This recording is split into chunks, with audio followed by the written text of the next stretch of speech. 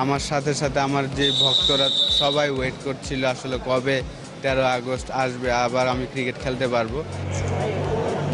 শেষ হলো অপেক্ষার ৩ বছর। নিষেধাজ্ঞার শেষ দিনে ঢাকায় নেমেই আশরাফুল জানিয়েছিলেন নিজের প্রতিশ্রুতির কথা। তবে মাঠে ফেরার অপেক্ষা যেন আরও দীর্ঘ হচ্ছে অ্যাশের জন্য।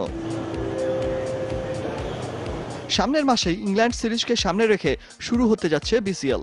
আশরাফুলের খেলার কোনো বাধা না থাকলেও নির্বাচকদের উপর এখন অনেকটাই নির্ভর করতে হচ্ছে তাকে, কারণ ফ্র্যাঞ্চাইজি ভিত্তিক এই টুর্নামেন্টের জন্য ক্রিকেটারদের পারফরমেন্সের ভিত্তিতে দল ভাগ করেন নির্বাচকরা।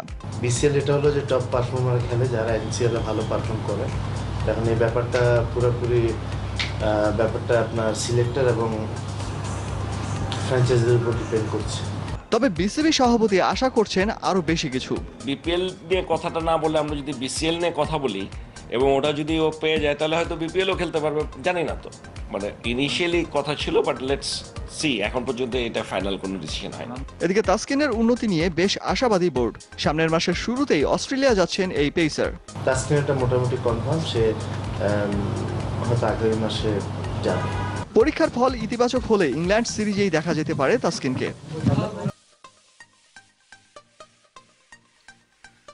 অনুগ্রহপূর্বক ভিডিওটি শেয়ার করুন এবং খেলাধুলার সর্বশেষ খবর জানতে স্পোর্টস লাইট সাবস্ক্রাইব করে রাখুন। ধন্যবাদ।